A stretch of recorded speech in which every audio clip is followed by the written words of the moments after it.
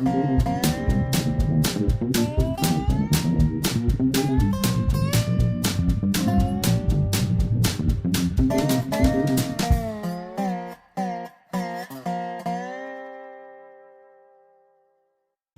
Monk, your Prairie Monk, WEFT Champaign 90.1 on your FM dial. And Dave on the board. This is Sunday, June 23rd, 2019. And this is the Prairie Monk program, WEFT's weekly look at rails, trails, greenways, and everything else that Dave has been up to for the last week.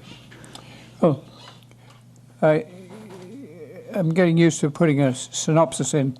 So the synopsis here this week is a master naturalist, Prospect Cemetery, a load of prairie, Paxton Pocket Prairie, Pope Prairie, Winfield Prairie.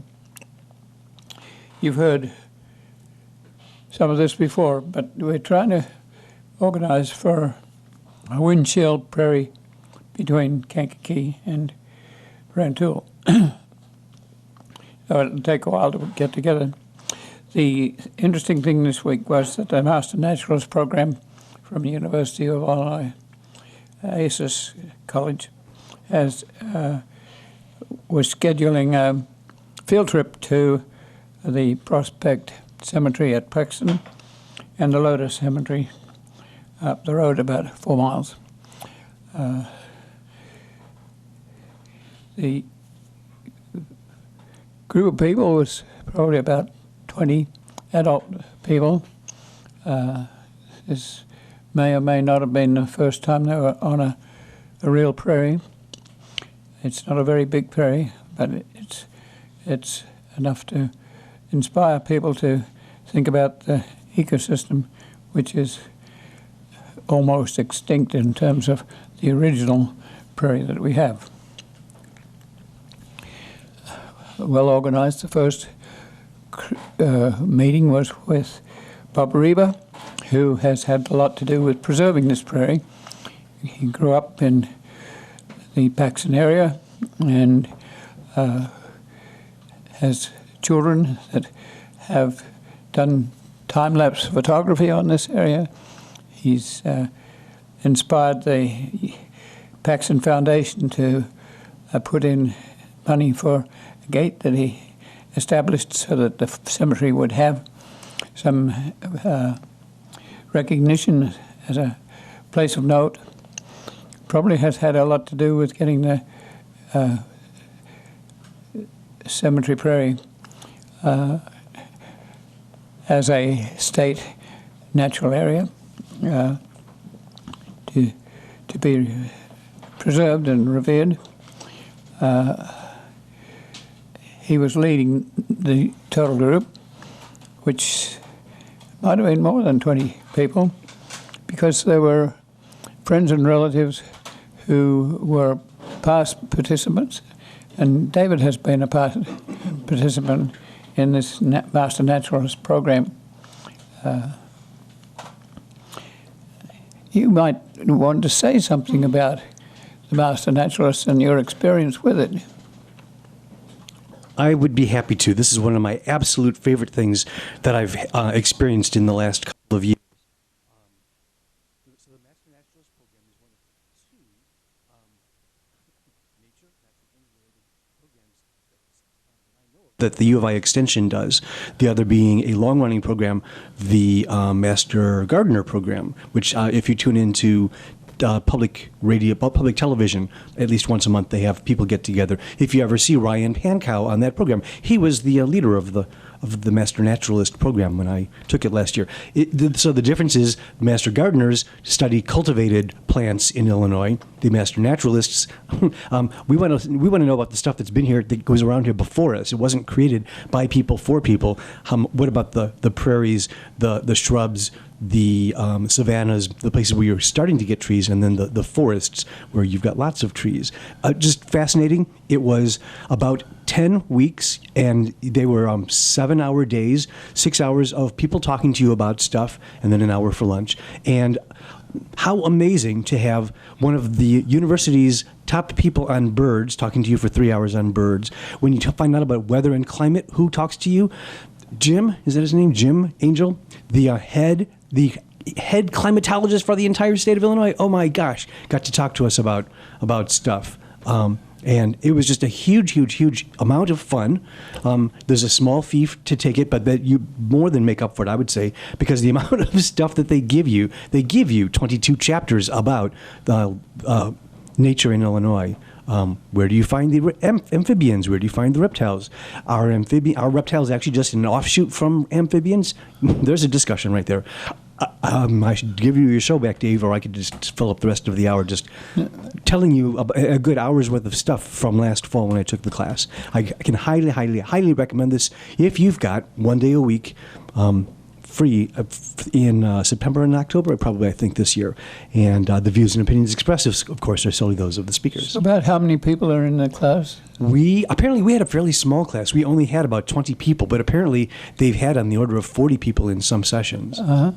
Yes. And it's really fun. I run into more people from that class than I run into fellow Wefties. So let's put it that way. We move in the same circles, I guess. You run into them at the food co-op and places. I just met someone in downtown Champaign at the farmers market last week. So we're out. Yes. Well, in that teaching program, there are field trips. And one of the field trips is the one I wanted to talk about today. And so most of the people in the program, neophytes as far as Prairie is concerned, I was asking. I'm sorry, I was pushing some buttons here. I had some things up. I'm mainly the engineer here, and so I have to drift off and make sure that everything is still going. I'm sorry, could you ask that again? Were the people there mostly new to natural areas? I think so. I think most of us weren't like getting refreshers. We wanted to learn about it, and so. Yeah, I don't think anyone. It was a really cool cross section. I'll tell you what, there were probably a higher percentage of women than you would expect. Things tend to get dominated by guys.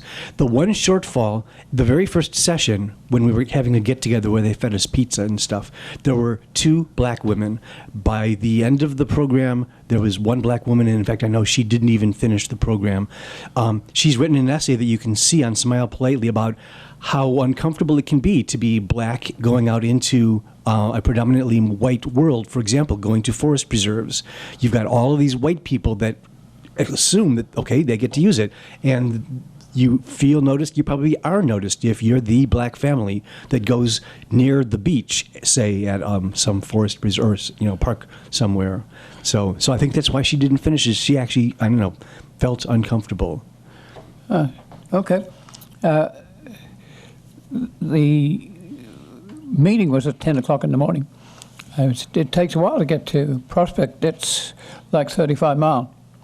And the meeting was part with Bob Bereaver, with the whole group, which includes people who have taken the class before and people who are experts that come along too. And they're part of the program, they're part of the teaching program.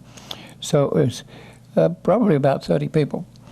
And so Bob introduced the prairie. It's a very interesting prairie. You have to move out into it a little to get the range of species. That means you have to think about whether you do it buffalo style with people walking everywhere, or do you do it with a alligator trail? The latter would seem more appropriate in this case, because if you let people loose on that small cemetery prairie, and that many people, they would trample things down more than you would want. But if you had a large area, say 10,000 acres, you could let buffalo, as in the past, walk through the prairie, not necessarily with trails. Although you'll find with cattle that they do make trails. They tend to follow each other in lockstep, and especially around hills, you will have a trail that almost follows the contour. Well,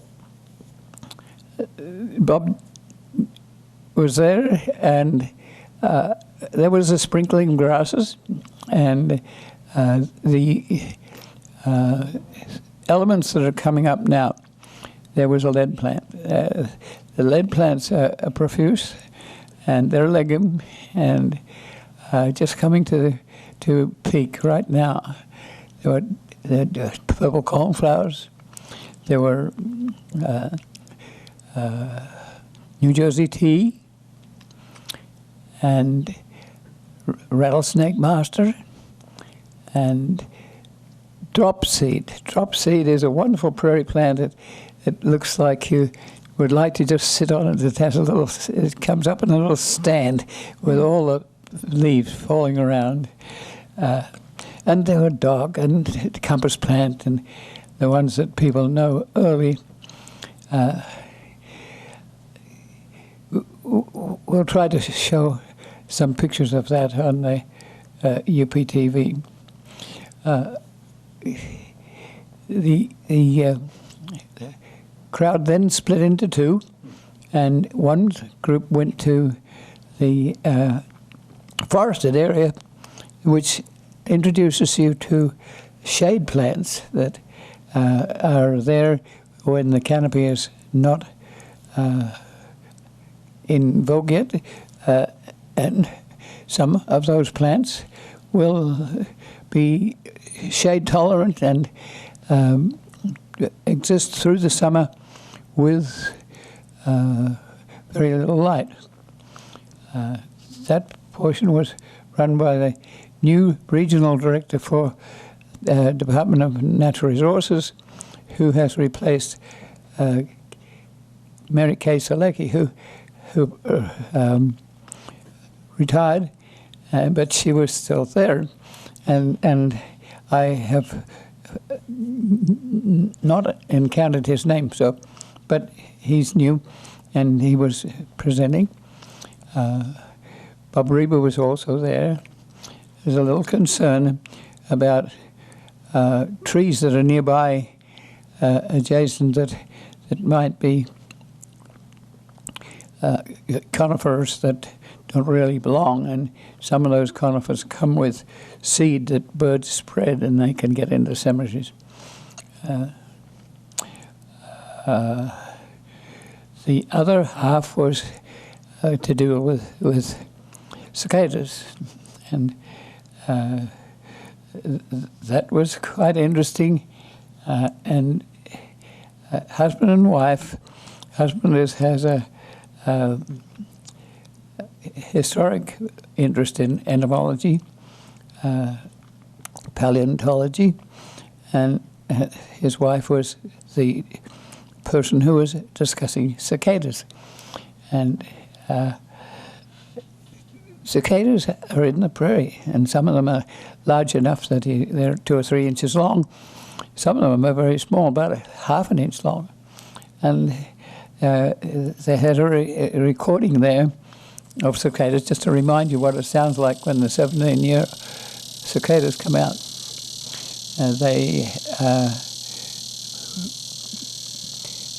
The larval form is in the ground, and not very far in the ground, about 6 or 7 inches, and they have sucking mouth parts, and they can take nutriment out of the roots of the plants. Sometimes, and I'm not sure it's in this case, but sometimes the creature that is taking something out is also providing something in. So sometimes these creatures are a part of an association. There was a little cicada in a bottle with a piece of vegetation that they would like to lay eggs in or be with, and it was in a little file so that piece of vegetation didn't die. It was alive, and it provided enough transpiration or release of moisture that it would be helpful for the creature that was there. There were other people there. When the group got together, they were ready to go to Loda.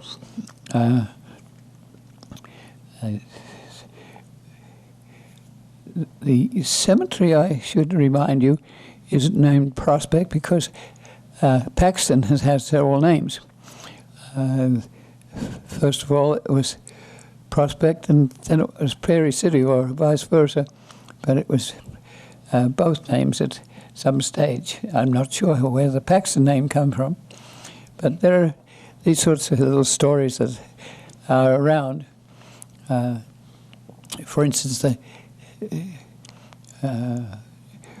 Royce Bayer is a funeral director in the area, and he knows where people are buried, and he knows the family that's buried in this cemetery. Part of this cemetery is not active, but it has been active.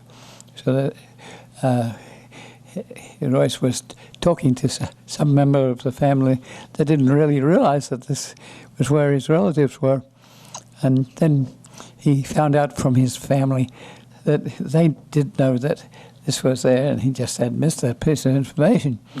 Well, then he was inspired to take a look at the cemetery and want to mow it. So Royce had to advise him that this was a rare piece of vegetation that was protected by the state and by the locals. Actually, at one stage, other groups had decided to mow this prairie and give dignity to the graves that are there. But I think it was Bob Reber organized a meeting, and he must have had about 100 people there that did not want this prairie mown. You can mow prairies if you have weeds in them, but these prairies have very few weeds, and you wouldn't be mowing them for weed control. The prairie is burned every so often, and part of it was burned this spring. You don't usually burn all of it because there are creatures that are going to survive. Some creatures are not as prone to fire as others, but basically the prairie was struck by lightning when there was enough fuel matrix accumulated from litter of the plants. You could you could have a strike. It could be a tree, it could be a prairie, but the plants that were there for 10,000 years get used to that sort of regime, and they don't do very well without being burned. So this spring, some of the area was burned, including the forested area. And the forested areas used to get burned too. Often we've had to go through a learning process. When settlers came, they didn't like fires, so some of the forested areas didn't get burned. And that is now the natural history people have controlled burns or designated burns to activate the plants. The fire takes out the litter and allows light and heat to get into the plant early in the season, and it grows well. And I was there, and it was saying thank you. You could see these little sprouts of green coming up as a result. Question: when you talk about the prairies that you curate, you talk about all the bad stuff that gets in there. Teasel is a never-ending fight, and the shrub honeysuckle, Yes. and let's not get started on the really tall grasses that you have the kids chop down when we go out to that other prairie. Well, there's also Canary autumn grass. olives. Yes, the reed canary grass. Yes. So how much of that? How big of a problem is that on these prairies that you're talking That's about? hardly a problem at all. Isn't that interesting? It's like Because once you regrowth have a ones. prairie, you have up to 100 species, and they find their niches, and they're so strong that you don't get that. Also, most of the cultivated plants that come in, like teasel, need soft soil, and prairie soils have been rained upon for 10,000 years, and since glaciation was there and glaciation retreated with a warming of the climate. But the soil is fairly hard, so the seeds of a real prairie are dropping into a hard soil, and they know how to grow in a hard soil, and they have deep roots. So when we have teasel, we usually have it on those sites that have been disturbed or perhaps utilized for corn or soybeans. Interesting. So the only disturbed soil you're running into on these prairies would be from burrowing animals, it sounds like. Yes, you would have alongside the trail, I was noticing a daisy, which is common in disturbance. But you might also be in a place where there was a meadow that had urinated or scratched or what have you.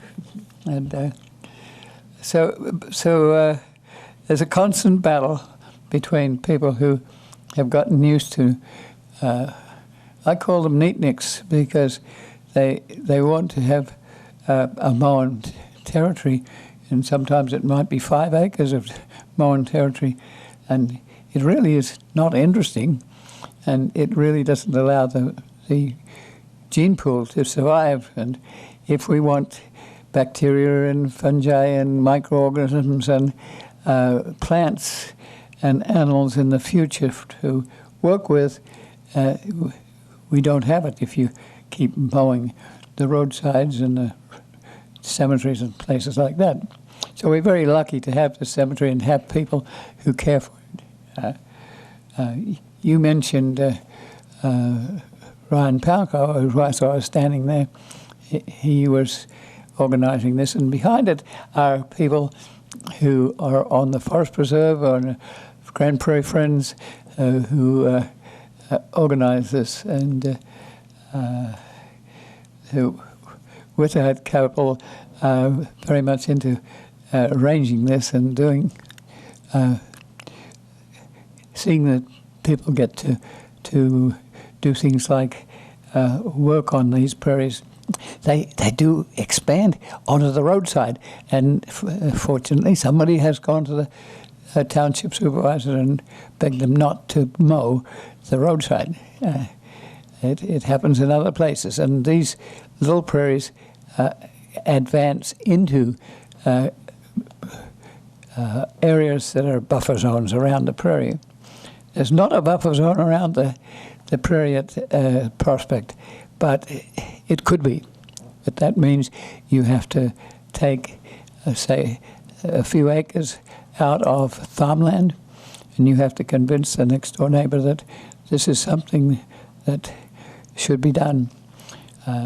So sometimes you're very lucky as it happens, but sometimes you have people who have had to work at this, get the support of the state and get the support of regional people, and get the notion across that this is something valuable.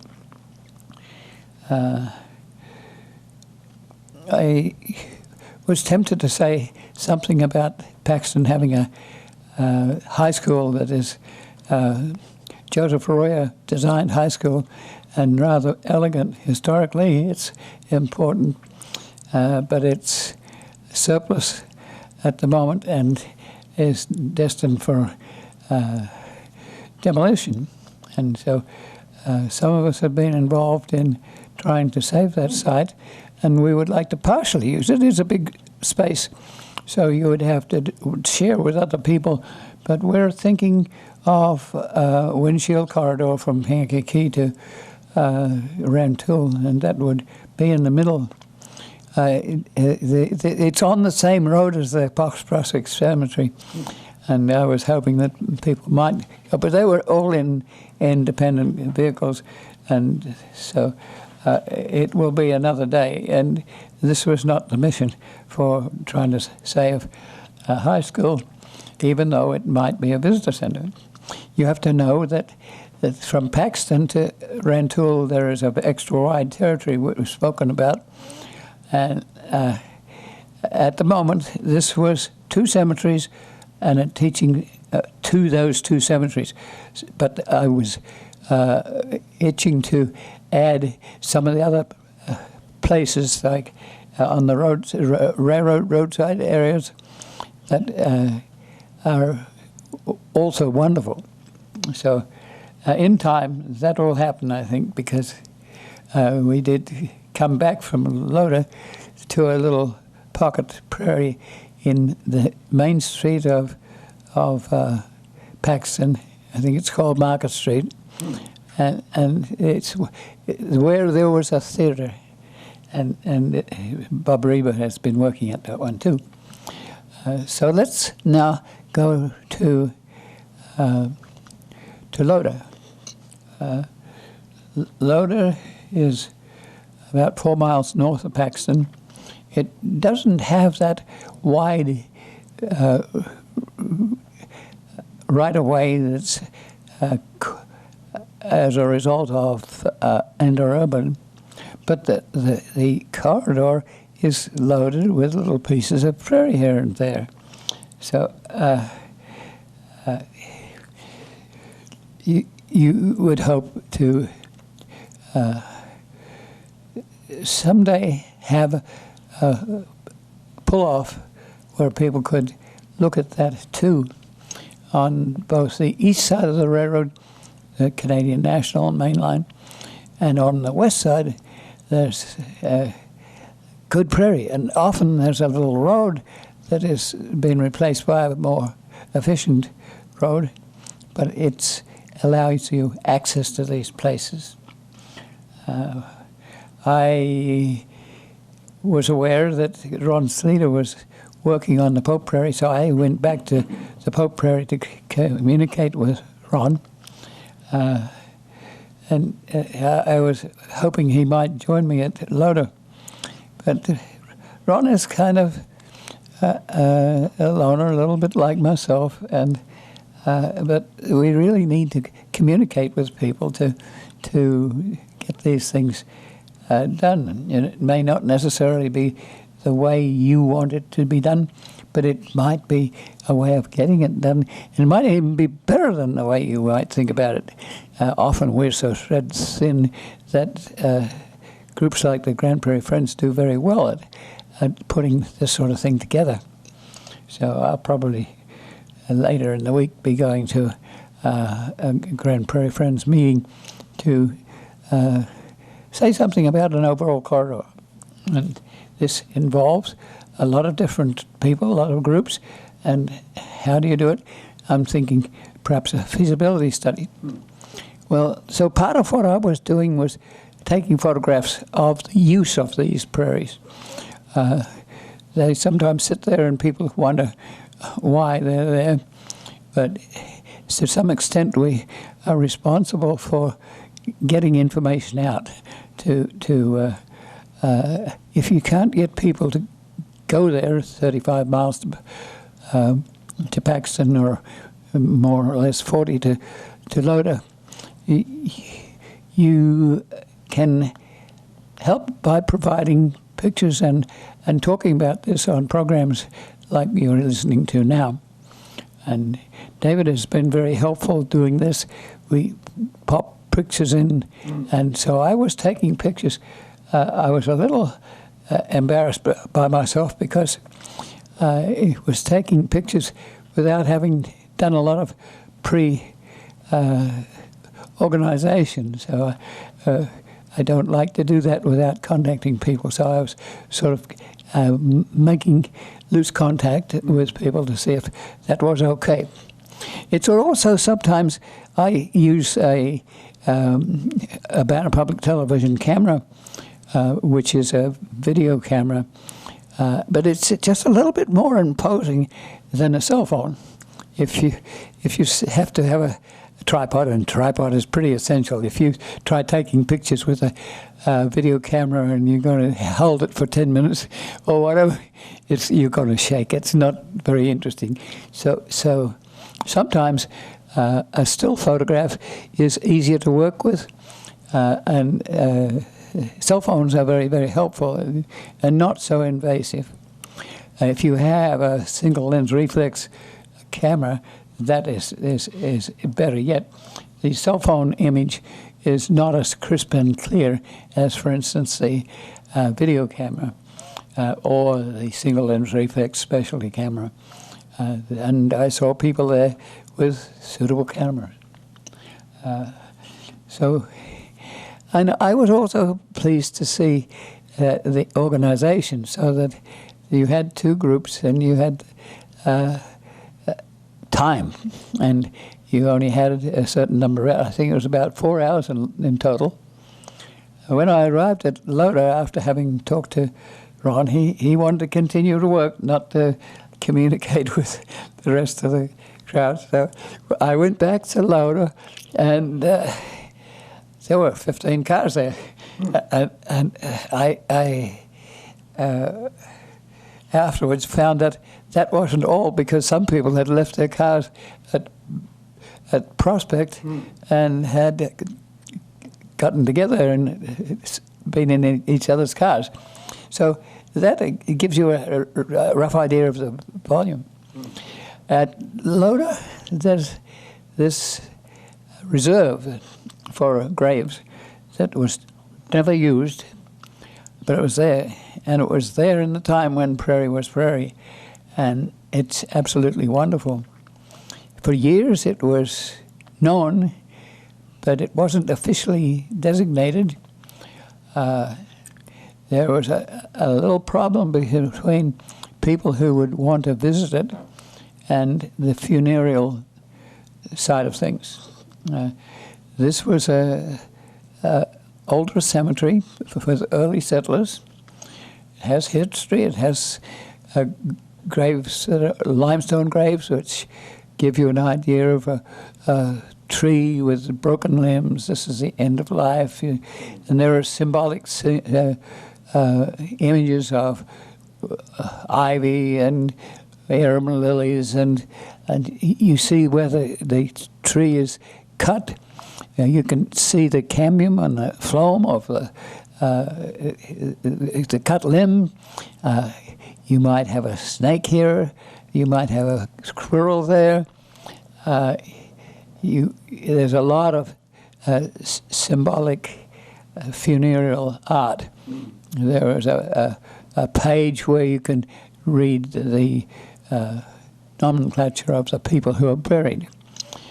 Not everyone enjoys those limestone gravestones, and they were replaced by a more modern image.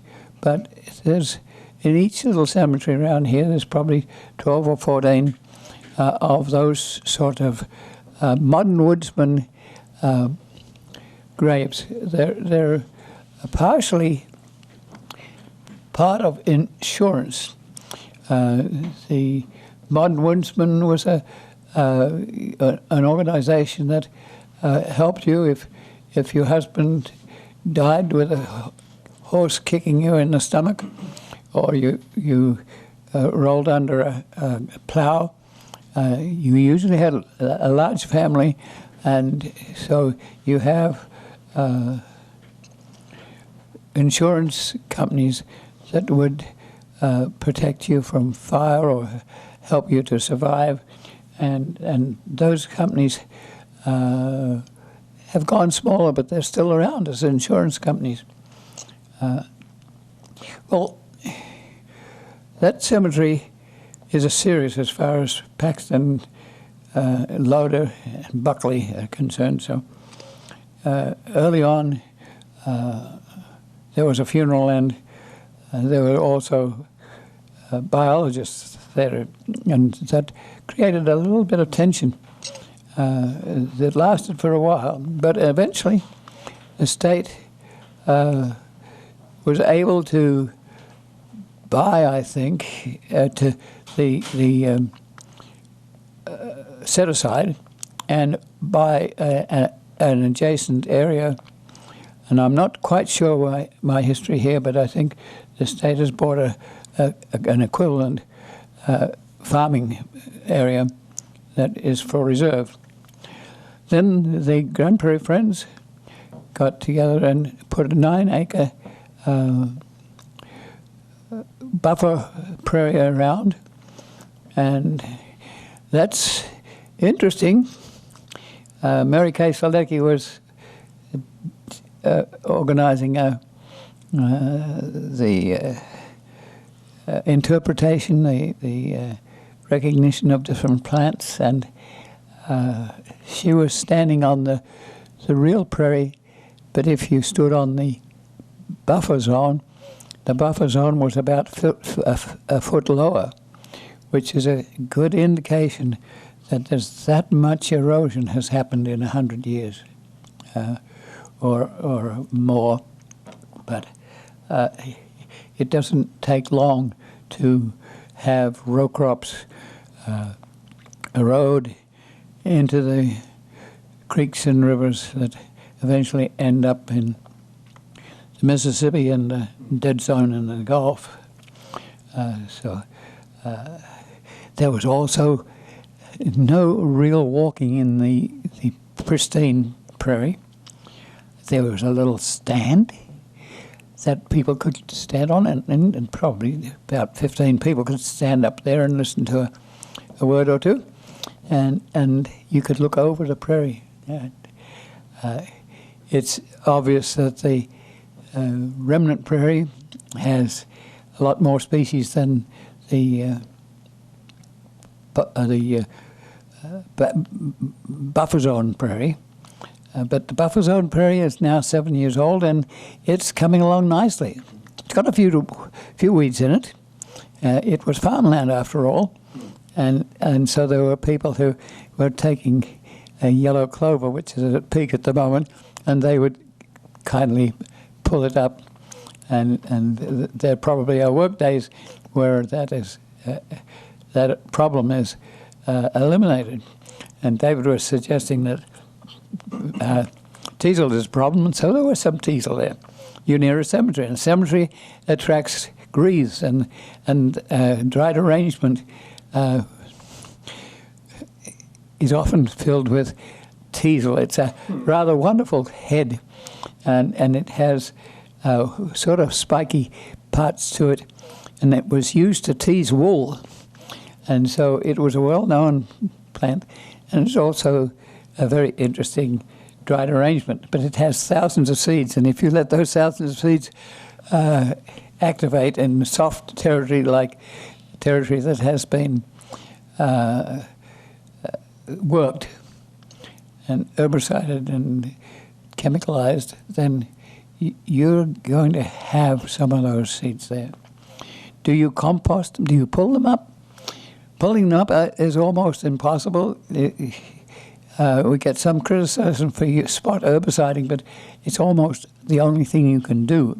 If you were going to pull up all the teasel and pull up all the yellow and white clover that's so damning as a weed, then you're going to go nuts. So at the moment, that's what Ron was doing on the Polk Prairie, was wire whipping the sweet clover and the teasel so that it doesn't drop its seed. And we've been at that for at least 7 years, and it is constant. If you dare to let it get away from you, you're going to have a mess. So we're at it, and so were the people at Lodo. Interestingly, the plants from the adjacent reserve prairie are creeping into the buffer zone. So there was some purple gentian there, and it was advancing. Purple gentian is a fairly rare plant for most of us, and it was nice to see it advancing. There were there's a lead plant. There's a little stream that goes through it, and some of the irises were there. There's lead plant, not necessarily the procumbent lead plant, which was there, but there's also the shrubby lead plant that goes up taller. There was rosinweed and compost plant and dock. And Bob Rebo said, "Do you have any cup plant?" And people who knew better know that cup plant belongs to the Sophium family. Why Bob was asking about the cup plant was he wanted the representation of all the Sophiums.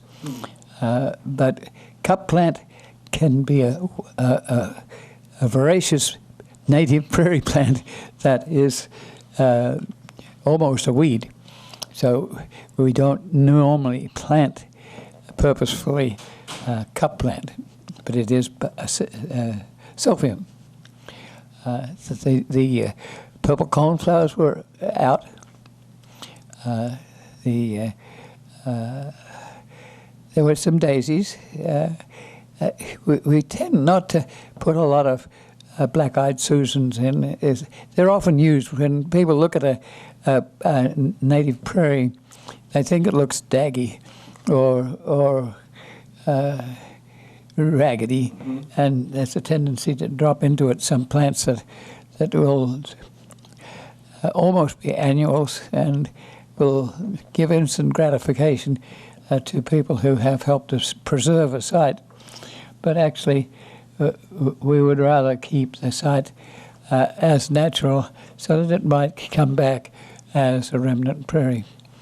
The buffer zone prairie won't come back as an original prairie, but if you work at it, you'll get species in there that are really quite wonderful, and gradually it can be a very good facsimile and a teaching site alongside a more pristine site that you almost dare not work in. We did walk through just a little bit of it. The Liatris was up high, not in flower yet, but it's there. The baptisias were there. The cream baptisia, which is low and procumbent and cream, and the tall one that has spikes of white flowers that you can see from quite a way. Sometimes we have to keep our eye on the tall baptisia because it's interesting for florists. And at one stage, we had to explain to florists that were collecting these baptisias for sale as cut flowers, and explain that these were rather rare plants and that we would prefer that didn't happen. So you have all these things that there are stories about, and you get to realize that it's not necessarily easy to do prairie preservation, but it's really worthwhile. And so we encourage you. 15 minutes. Okay, so you have to realize that I was looking for there was a concrete road built, and I know not when, but people who have been here in the past were used to doing things like Day of the Dead, and you would take this little concrete path out into the cemetery, and you'd take a chair and you'd take pictures of the buried person, and you would have a Day of the Dead party at the cemetery. And so that history is next door. And that's the sort of history we would want to add to a corridor from Kankakee through to Gilman and Buckley and Loder and Paxton and Ludlow and Rantoul.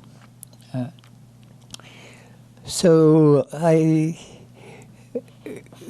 was talking, and so Bob Reader wanted to take someone to a little prairie in downtown Paxton. It's very like the pocket prairie we have here, but much more formal. And so I tagged on, and I was very pleased to do so. This site is in the main street, Market Street of Paxton, and it was where a theatre was. It was, I think, a 3-story theatre that burned. And when that happens, the site gets filled in so that a lot of the rubble remains there, which means that it is often it got a lot of spongy material in it. And it also has some limestone that comes in and as cover, and that has a basic nature. So you're not going to grow all sorts of plants there. But the prairie does very well, and Reber and his associates have put down brickwork, and they've got a wide range of species that are doing very well. There's a few cultivated plants, like a few evergreens that really don't belong prairie-wise, but do belong from a understanding of the cultivated gardens.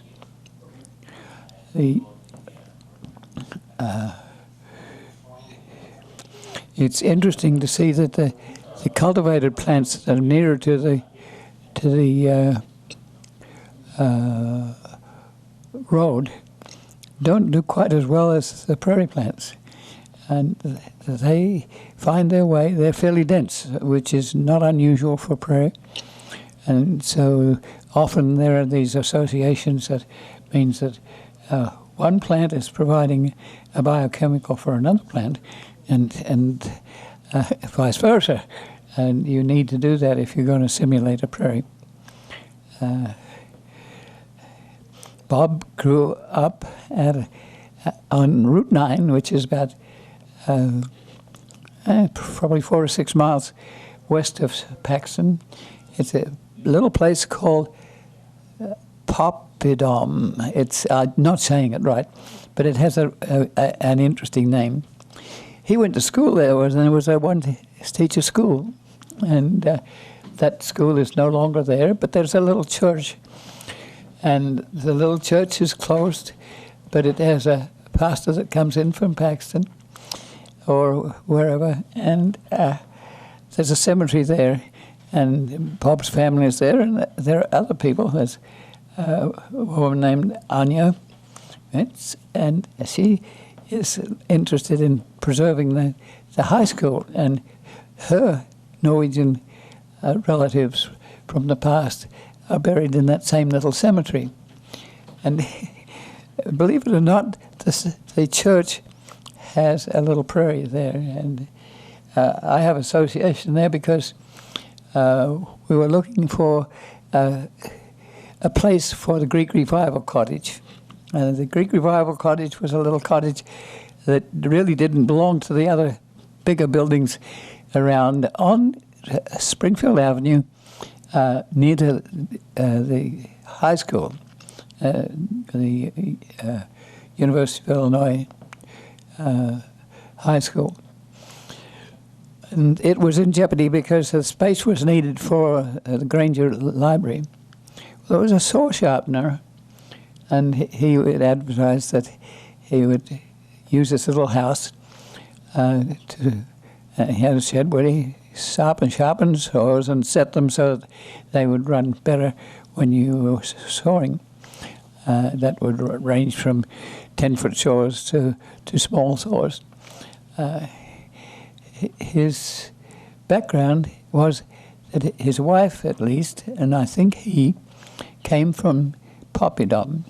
And I went to his funeral and in that little church, and I hope it's still there. I might go and photograph it, but that's one of those sort of sociology things. And the Paxton Moraine runs through, and Bob Reber's family has territory on that rolling territory, which is part of the Paxton Moraine. And so that's a chance to let people see a little bit of the rural sociology, a little bit of the history, and perhaps visit some other prairie situations. I think Bob has some property that used to be the Air Force Base would have a retreat there, and that is on that sort of rolling territory with a little bit of forest, because forest trees do enjoy having their roots drained. They like water, but they don't like to be drowned. And so often on top of a moraine, you'll get some forested areas. I came back to the Pope Prairie, and on the way past some areas that the Grand Prairie Friends rents for the tremendous variety of prairie plants that are growing there naturally. And this is on that wide strip which has an interurban long since abandoned, and old Route 45, which is a concrete road, which is still there. So that to develop this as a potential corridor would be a major aim.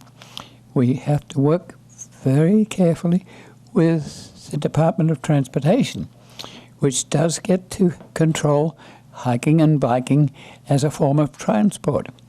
And so you have to wonder if there's money around for infrastructure, whether that's money couldn't be oriented to this corridor that already has a trail. And it's a fairly wide trail. It was a road, a concrete road, that was 2 lanes wide. And the grasses are growing in the middle, and it's you can hardly see it. And there are lots of those invasive species, the trees and the teasels and whatnot that Dave was talking about. It might take 100 years to take this back to original. But it may be that something might happen in 5 years or 2 years or 1 year. So how do we get together with the Department of Transportation? It's 2 different regions. One is Paris and another one is Ottawa. And so you have probably 2 different philosophies.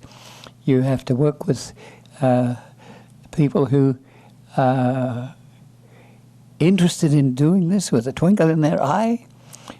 Stephanie Dobbs has been a regional director of landscaping for the Department of Transportation, and then she's been got to be appointed to with the Department of Transportation, looking at roadsides.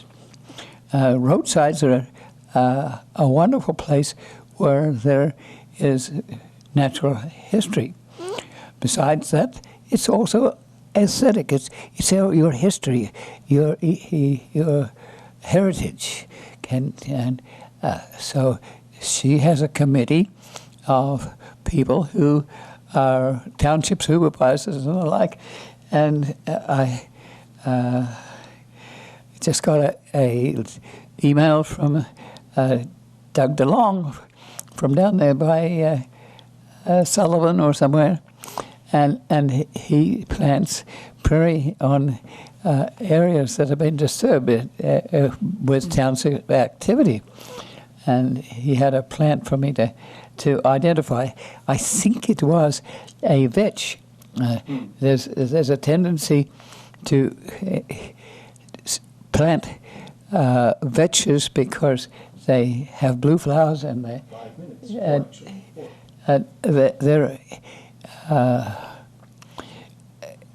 they spread easily, and they have interesting blue flowers. So,